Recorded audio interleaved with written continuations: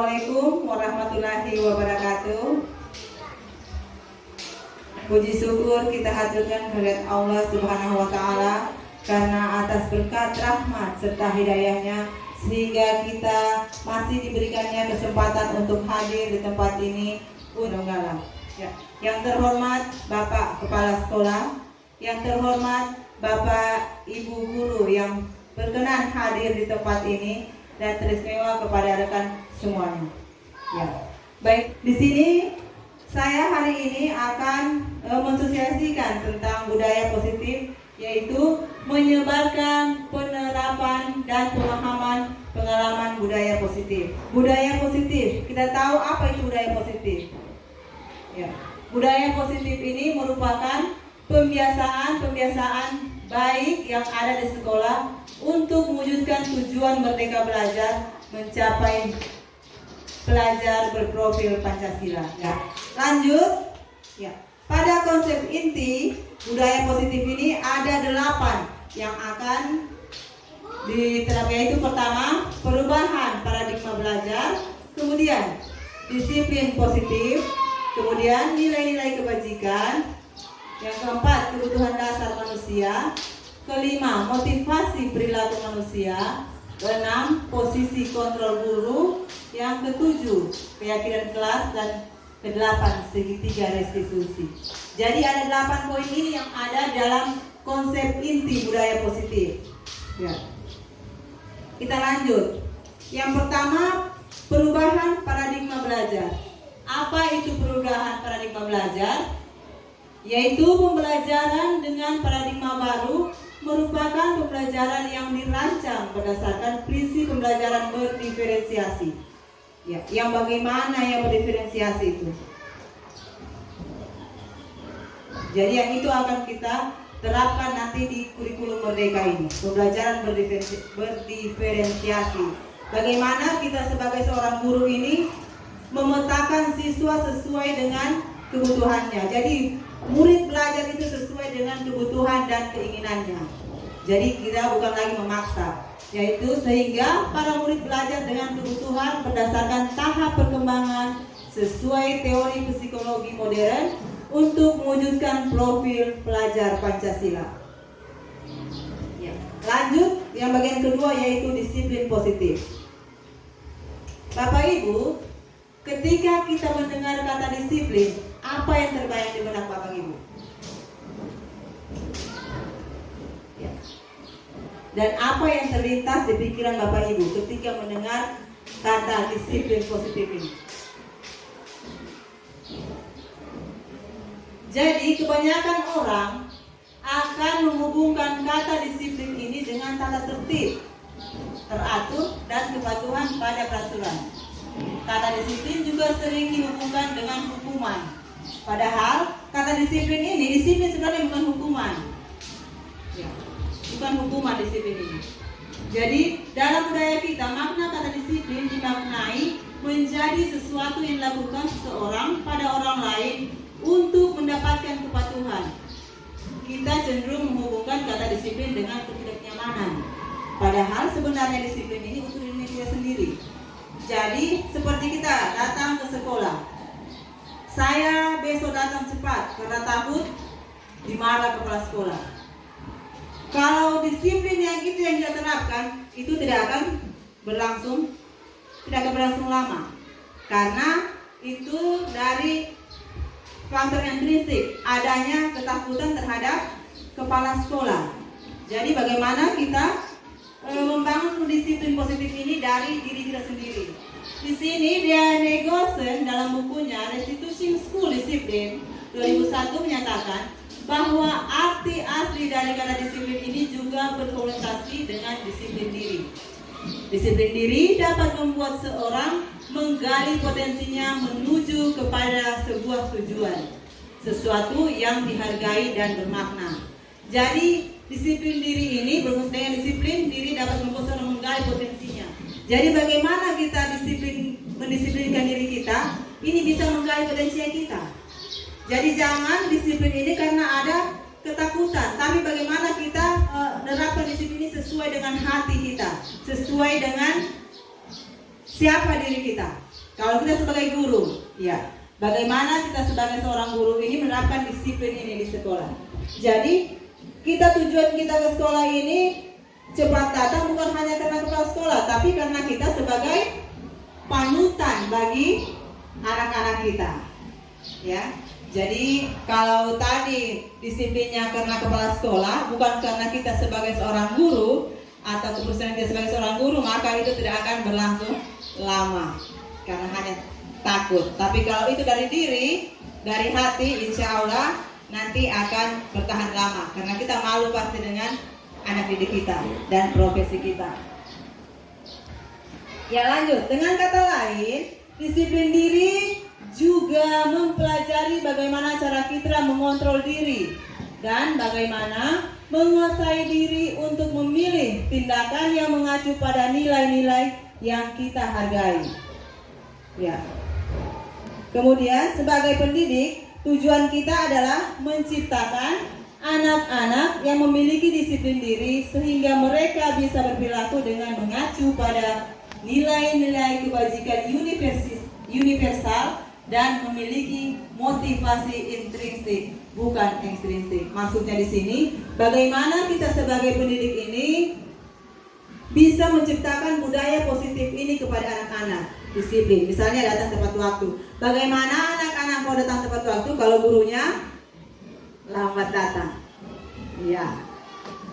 Jadi karena kita adalah contoh, kita adalah panutan, maka caranya kita bisa memotivasi anak-anak ini biar bisa disiplin secara lahir itu dari dirinya sendiri, bukan karena takut dimarah oleh gurunya, karena dia merasa dia harus ke sekolah karena dia adalah seorang pelajar, dia harus tepat waktu karena dia harus belajar dengan tepat waktu. Jadi inilah tugasnya kita. Tapi tadi disiplin positif. Yang kemudian yang ketiga yaitu nilai-nilai kebajikan. Dalam profil pelajar Pancasila, di sini ada nilai-nilai kebajikan. Yang pertama tadi beriman, bertakwa kepada Tuhan Yang Maha Esa dan berakhlak mulia. Kemudian berkebinekaan global. Kemudian mandiri, gotong royong, kreatif dan bernalar kritis. Jadi ini adalah nilai-nilai kebajikan yang ada dalam profil pelajar Pancasila yang biasa kita nyanyikan tiap hari kepada anak-anak pas ice breaking sebelum memulai pelajaran. Jadi ini wajib kita pelajari untuk mencapai profil pelajar Pancasila ini. Kemudian lanjut kebutuhan dasar manusia. Ya. Jadi ada 5 kebutuhan dasar manusia ini, termasuk murid. Pertama, kasih sayang dan rasa diterima, love and belonging. Jadi kasih sayang dan rasa diterima, bagaimana siswa ini merasa dikasihi, merasa disayangi di sekolah ini dan merasa diterima oleh teman-temannya. Jadi kebutuhan itu yang harus kita perhatikan dari siswa. Jadi siswa mungkin dia berperilaku menyimpang di sekolah ini, mungkin ada satu kebutuhan yang tidak terpenuhi. Kemudian kekuasaan, power. Ya. Yang ketiga bertahan hidup, survival. Yang keempat kesenangan, fun, dan kelima kebebasan. Semua manusia pasti ingin kelima kebutuhan ini tercapai. Yang bagaimana tadi kasih sayang itu, dia merasa diterima, dia merasa disayangi di sekolah ini. Dia merasa diterima oleh teman-temannya, diterima oleh gurunya, merasa disayangi oleh gurunya. Semua siswa berhak mendapatkan itu. Kemudian kesenangan, ya, di dalam kelas. Bagaimana siswa bisa belajar kalau dia tidak senang? Jadi sebagai guru, kita di kelas kita perhatikan ini. Apakah dia senang dengan kita? Apakah dia senang dengan materi yang kita berikan atau tidak? Jadi ada siswa dalam kelas, kita kasih pelajaran, dia tidak mau mengerjakan. Berarti kita cari tahu apa kebutuhan dasar ini anak yang tidak terpenuhi. Mungkin dari rumahnya atau dari kita sendiri. Mungkin dia kurang senang dengan pelajarannya atau dia kurang senang dengan kita. Ini harus kita cari tahu semua. Jadi ketika seorang murid melakukan suatu perbuatan yang bertentangan dengan nilai-nilai kebajikan atau melanggar peraturan, hal itu sebenarnya dikarenakan mereka gagal memenuhi kebutuhan dasar mereka. Ya. Jadi itu sebenarnya yang harus kita gali. Termasuk di situ tadi kebebasan. Ya, semua orang butuh bebas. Jadi siswa juga butuh kebebasan. Tapi bebas terkontrol. Kemudian lanjut, motivasi perilaku manusia. Diane Gosen dalam bukunya Restituting School Discipline menyatakan ada 3 motivasi perilaku manusia. Yang pertama, untuk menghindari ketidaknyamanan atau hukuman. Yang kedua, untuk mendapatkan imbalan atau penghargaan dari orang lain. Yang ketiga, untuk menjadi orang yang mereka inginkan dan menghargai diri sendiri dengan nilai-nilai yang mereka percaya. Ya. Jadi ada 3 ini motivasi perilaku manusia untuk menerapkan disiplin. Jadi kalau yang ini diterapkan, ya pertama mengenai kenyamanan atau hukuman. Yang pertama tadi saya bilang, kalau kita disiplin hanya karena menghindari hukuman dari kepala sekolah, hukuman dari guru, maka itu tidak akan bertahan lama. Kemudian mendapatkan imbalan. Ya. Kita disiplin karena ingin diberikan hadiah. Nah. Ya, kemudian untuk menjadi orang yang mereka inginkan dan menghargai diri sendiri dengan nilai yang mereka percaya. Ya. Lanjut ke posisi kontrol guru. Pembuat rasa bersalah, ketiga teman, keempat pemantau, dan yang kelima manajer. Jadi kita akan bahas satu persatu. Ya, penghukum. Yang pertama penghukum ini, seorang penghukum dia bisa menggunakan hukuman fisik ataupun verbal yang seperti saya katakan tadi. Ya, dia pasti selalu merasa bahwa hanya dengan suara yang besar, hanya dengan tekanan, hanya dengan emosi, siswa itu dapat belajar. Ya, ini kita lihat. Nada suara tinggi, bahasa tubuh, mata melotot, dan jari menunjuk-nunjuk. Itu posisi penghukum. Kita perhatikan contoh di sini. Penghukum ini. Jadi posisi penghukum ini menghardik, menunjuk-nunjuk, bercakapnya membentak siswa. Jadi dapatkan dari posisi penghukum ini.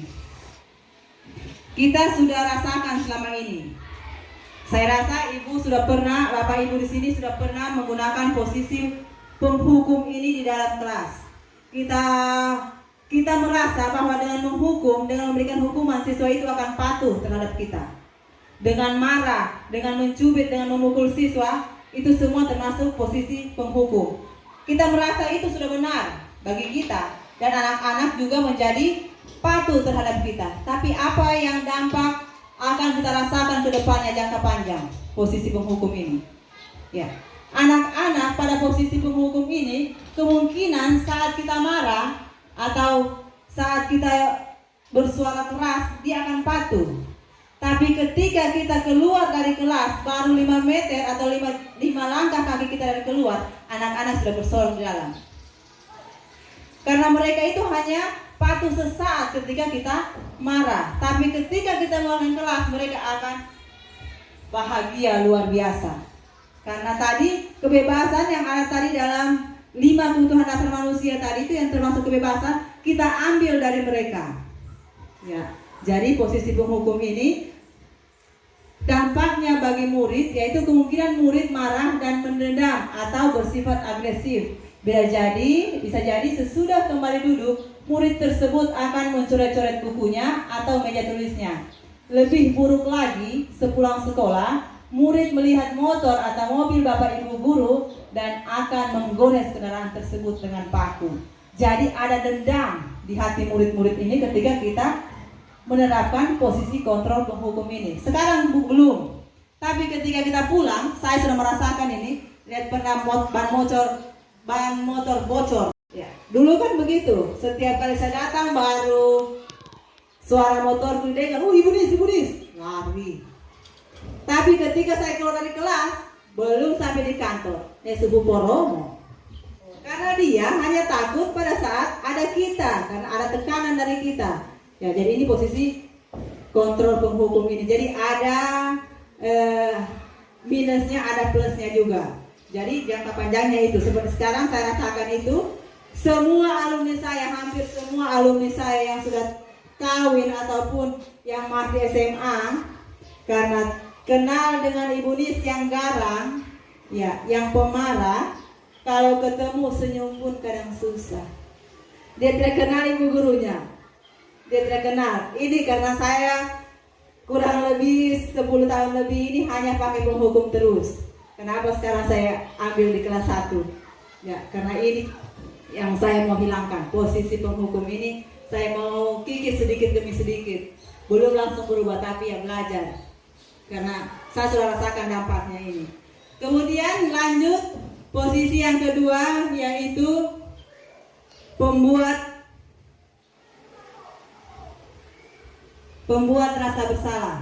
Ya, pembuat rasa bersalah. Pada posisi ini biasanya guru akan bersuara lebih lembut, dan akan menggunakan keheningan yang membuat orang lain merasa tidak nyaman, bersalah atau rendah diri. Kata-kata yang keluar dengan lembut akan seperti, "Ibu sangat kecewa sekali dengan kamu. Berapa kali Bapak harus memberitahu kamu ya? Gimana coba kalau orang tua kamu tahu kamu buat begini?" Di posisi murid ini akan memiliki penilaian diri yang buruk tentang diri mereka. Murid merasa tidak berharga dan telah mengecewakan orang-orang disayanginya. Nada suara memelas, halus, sedih. Bahasa tubuhnya merapat pada anak dan lesu. Jadi kita biasanya, "Jangan begitu nak. Kalau kau begitu nanti saya dimarahi kepala sekolah. Kan kasihan saya kalau dimarahi kepala sekolah. Kenapa kau nakal tadi nak?" Dia agak lembut suaranya, tapi seakan-akan anak yang berbuat salah, anak yang merasa diri mereka bersalah karena saya guru ini dimarah. "Kenapa kau terlambat? Nah, gara-gara kau terlambat tadi itu, ibu dimarah kepala sekolah." Padahal kita sebagai guru tidak bisa seperti begitu. Ya, apa dampak yang akan muncul dari pembuat rasa bersalah ini?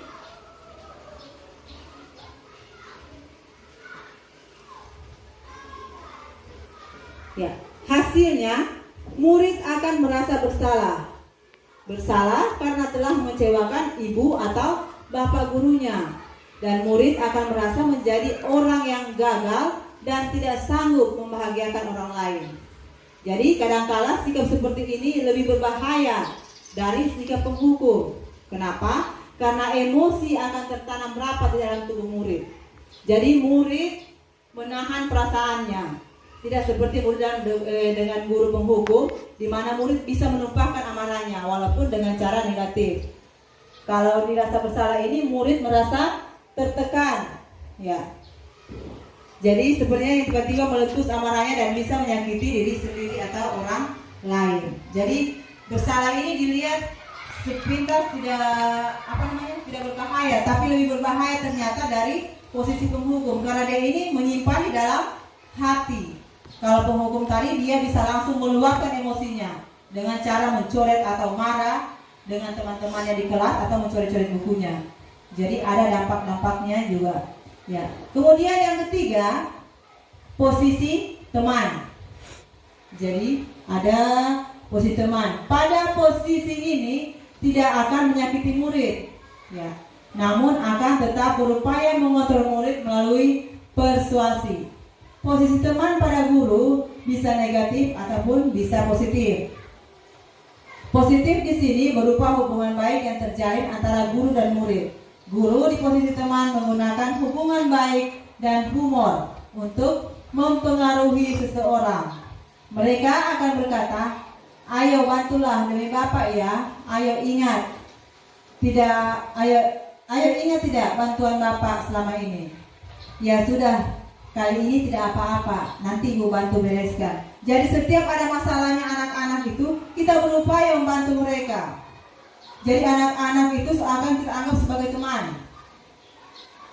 Dia ini tidak lagi menggunakan bahasa yang kasar, tidak menggunakan rasa bersalah, tapi dia ini anggap siswanya sebagai teman.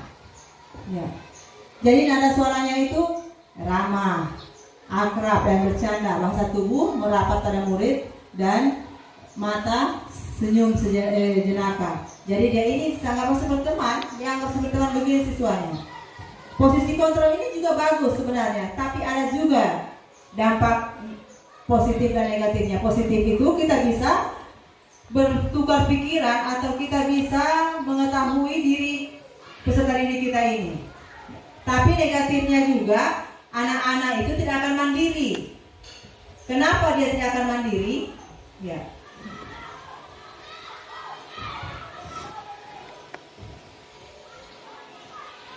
Jadi hasilnya itu, kenapa dia tidak akan mandiri? Karena murid akan merasa senang dan akrab dengan guru. Hal ini termasuk dampak yang positif. Hanya saja di sisi negatif, murid menjadi tergantung pada guru tersebut. Jadi tidak ada masalah, dia merasa bisa mengalahkan guru tersebut. Jadi tenang saja, biar dia ke sekolah saja, ada guruku di sana bantu. Tinggal saya telepon, tenang Pak, ada PR, ibu selesaikan dulu PR, tidak sekolah saya bu, apa ada PR ku, nanti besok saya kerjakan. Jadi dalam teman santai saja dia. Jadi ini dampak negatifnya teman ini. Bagus-bagusnya karena kita bisa akrab dengan teman, dengan siswa. Cuma kita dianggap ya, tidak berwibawa bagi siswa. Itu sudah. Jadi tinggal mau-maunya siswa. Ada ibu di sana, gampang tinggal ditelepon. Ibu tidak masuk saya ibu. Padahal ya, itu berakibat buruk juga bagi anak-anak. Jadi akibat lain dari posisi teman, ya dia akan berbuat sesuatu bila yang menyuruh adalah guru tersebut. Jadi dia hanya akan patuh kepada gurunya. Dia tidak akan patuh kepada guru lain. Karena mungkin guru lain itu posisi penghukum atau posisi pembuat bersalah. Ketika dia punya teman, dia anggap dia bisa bercerita, dia bisa mencurahkan segala isi hatinya pada guru itu. Jadi dia tidak akan mau mendengarkan guru lain. Nah, jadi ini semua salah satu dampak negatif dari posisi teman ini, posisi kontrol teman. Yang berikutnya, yang keempat, yaitu posisi pemantau. Pemantau berarti mengawasi. Pada saat kita mengawasi, kita bertanggung jawab atas perilaku orang-orang yang kita awasi. Posisi pemantau berdasarkan pada peraturan-peraturan dan konsekuensi. Dengan menggunakan sanksi, konsekuensi kita dapat memisahkan hubungan pribadi kita dengan murid. Sebagai seorang yang dalam posisi pemantau, pertanyaannya dia juga seorang pemantau. Ya, jadi dia tanya, peraturan apa? Jadi ada peraturan yang kita buat. Jadi itu yang kita tanya kepada siswanya kita. Apa yang telah kamu lakukan? Sanksi atau konsekuensinya apa? Jadi seorang pemantau sangat mengandalkan perhitungan, catatan, data yang dapat digunakan sebagai bukti atas perilaku seseorang. Posisi ini akan menggunakan stiker, slip catatan, dan daftar cek. Posisi pemantau sendiri berawal dari teori stimulus respon yang menunjukkan tanggung jawab guru dalam mengontrol murid. Jadi dia ini lebih kepada catatan-catatan, stiker, dan daftar cek. Nah, apa dampak positif negatifnya dari pemantau ini? Ya, murid memahami konsekuensi. Jadi hasilnya itu murid memahami konsekuensi yang harus dijalankan karena telah melanggar salah satu peraturan sekolah. Guru tidak menunjukkan suatu emosi yang berlebihan. Jadi kalau siswa berbuat salah, dia tidak marah. Jadi tidak berlebihan emosi. Dia hanya mengatakan siswa itu, kenapa kamu begini, kenapa apa yang kamu langgar. Jadi dia mengembalikan kepada siswa. Jadi guru tidak menunjukkan suatu emosi yang berlebihan, menjadi marah atau membuat merasa berbuat salah. Jadi murid tetap dibuat tidak nyaman, yaitu dengan harus tinggal kelas pada jam istirahat dan mengerjakan tugas. Jadi dia ini kepada konsekuensinya. Jadi misalnya kalau dia datang terlambat, 15 menit kamu terlambat, maka teman-temanmu boleh istirahat duluan. Kamu harus mengerjakan tugas 15 menit dalam kelas untuk mengejar ketertinggalan kamu. Jadi dia ini paham akan konsekuensinya. Jadi kalau kamu terlambat, apa konsekuensinya yang akan kamu dapati. Jadi siswa paham. Ya, kalau dia terlambat berarti dia harus begini. Kalau dia mengerjakan tugas berarti dia akan begini. Dia paham konsekuensinya. Jadi guru tetap harus memantau murid pada saat mengerjakan tugas di jam istirahat karena murid tidak bisa ditinggal seorang diri. Kemudian posisi yang terakhir yaitu posisi manajer. Ya. Posisi manajer adalah posisi di mana guru berbuat sesuatu bersama dengan murid.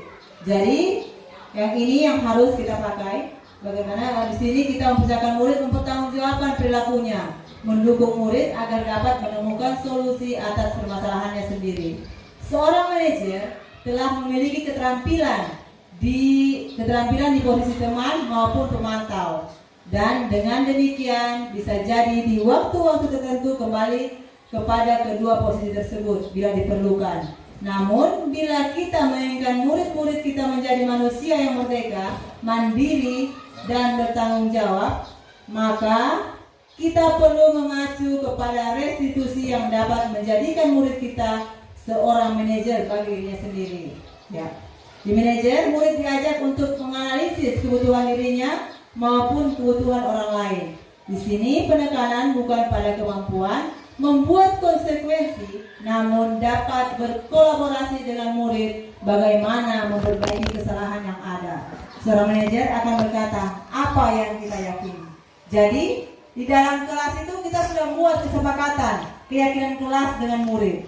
Jadi ketika murid berbuat salah atau melakukan sesuatu yang menyimpang, kita tidak langsung menyalahkan murid atau langsung menentukan apa tindakan yang harus dilakukan murid. Tapi tidak bertanya, ya, keyakinan kelas apa? Misalnya kemarin ada siswa yang terlambat ke sekolah. Jadi tanya dia, kenapa terlambat nak? Hai, kenapa kamu terlambat sayang? Ya, atau gunakan kata-kata yang lembut. Nah, dia jawab, saya terlambat bukan bangun pagi. Oh, kamu bangun pagi. Jadi supaya kamu tidak terlambat, apa yang kamu harus lakukan nak? Jadi kita bukan langsung bilang, kalau begitu besok kamu setel alarm supaya kamu tidak terlambat. Tidak. Tapi kita tanyakan dia, kira-kira apa yang dia lakukan agar dia bisa besok-besoknya tidak terlambat lagi. Ya. Jadi jawaban anak ini beragam. Mungkin saya akan setel alarm bu. Jadi ini posisi manajer. Jadi ada kolaborasi antara guru dan siswa. Jadi siswa ini tidak merasa tertekan. Jadi dia ini posisi manajer ini, guru bisa sebagai teman, guru bisa sebagai pemantau. Jadi di mana dia memposisikan dirinya sebagai teman dan di mana dia memposisikan dirinya sebagai pemantau. Ya. Kemudian yang berikutnya adalah keyakinan kelas. Apa keyakinan kelas ini? Adalah keyakinan adalah nilai-nilai kebajikan universal yang disepakati secara tersirat dan tersurat, lepas dari latar belakang suku, negara, bahasa maupun agama. Jadi keyakinan kelas ini kita buat di awal tahun pelajaran. Jadi kita buat keyakinan kelas di dalam kelas itu, kita meminta anak-anak untuk untuk membayangkan bagaimana kelas impian mereka. Ya, itu kita buat dulu sebelum tahun ajaran baru. Ya. Jadi untuk apa itu keyakinan kelas? Ya, pasti keyakinan kelas ini akan kita pakai untuk anak-anak membuat kesepakatan dalam kelas. Ya, seperti apa kesepakatan itu? Ya, tergantung dari keinginan anak-anak yang mereka yakini, yang bisa mereka gunakan di kelas. Ya, itu yang menjadi kesepakatannya mereka. Jadi mereka harus yakin dulu, ini saya bisa lakukan. Misalnya, keluar ketika ingin keluar kelas, unjuk tangan ketika ingin keluar kelas. Atau membuang sampah pada tempatnya. Nilai apa yang ada di situ? Membuang sampah pada tempatnya, yaitu nilai kebersihan. Ya, dan seterusnya. Tidak mengganggu teman. Ya. Kalian ingin kelas yang seperti apa nak? Kelas yang nyaman bu, yang aman. Jadi bagaimana caranya? Yaitu dengan tidak mengganggu teman, ya, dan lain sebagainya. Jadi kita akan membuat keyakinan kelas dulu yang akan menjadi peraturan di dalam kelasnya kita.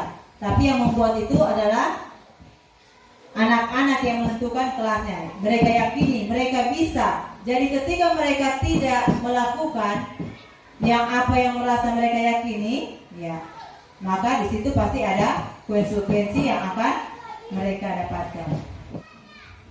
Yang terakhir yaitu segitiga restitusi. Validasi yaitu validasi tindakan yang salah, menstabilkan identitas dan menanyakan keyakinan.